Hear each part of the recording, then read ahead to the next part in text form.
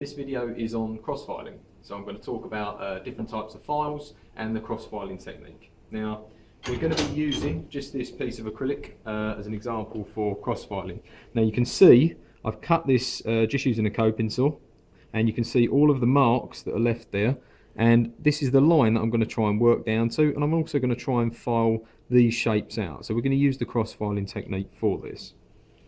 Now I'm going to put it in the vise and put it down as low as possible. Now what this does is it stops the vibration occurring, which could potentially snap your work, and it also makes the use of the file more efficient. The file we're going to use for the first is the flat file. Now the reason we're using this obviously is because it has a flat surface, and I'm trying to produce a flat surface on the top of my piece of acrylic there. And what the cross-filing technique serves to do is to reduce the material, to make it smaller.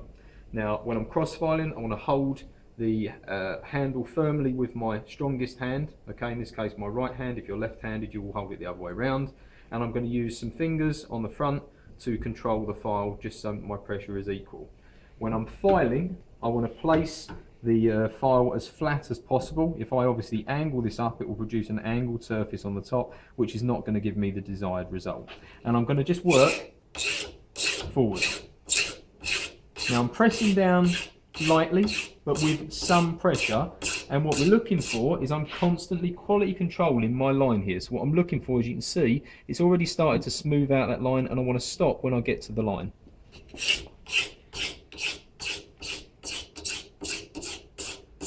So if we look at this now, you can see I'm more or less on the line, and the top of the surface now, all I've got is light scratches going across the work. So it's cross-filing, we've got scratches going across the work. What you don't want to do at this point, it's very tempting, is to rub your hand across to wipe away any of these loose particles, because you might end up with a nasty cut on your finger. Now, so that is our flat surface that has been cross-filed down to the line, and we're going to now work on these two here. Now you'll often have various different contours that you're going to try and follow when you're filing, and in this case we've got a slightly curved shape and a sort of a triangular shape as well. Okay, now it's very important that you choose the right file for the right type of shape. Now I've got three files here. This is the flat file that we used first, and obviously it's used to create flat surfaces. You'll notice on one side of the file you've got a smaller surface there that you can also get into smaller areas to create a flat filed surface, and sometimes you have a smooth surface on the back of one file as well to make this easier in certain scenarios. We also have here a free square file, which obviously has a sort of a triangular profile, so this can allow me to create diagonal type sections as well as take out that triangle on my work.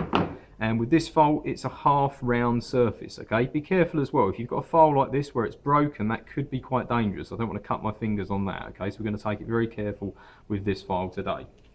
Now, putting the work back in the vise, we can see I'm going to use my free square file now and turn it over. So I'm just using the point of the free square file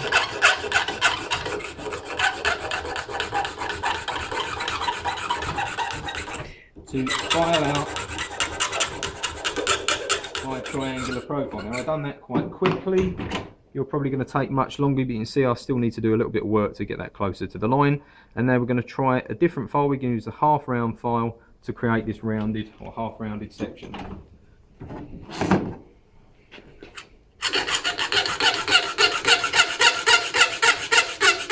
If you can hear that noise, it's quite unpleasant. The reason being is because I've got it too far out in the vise. I'm going to lower that down and you'll see the difference in the sound.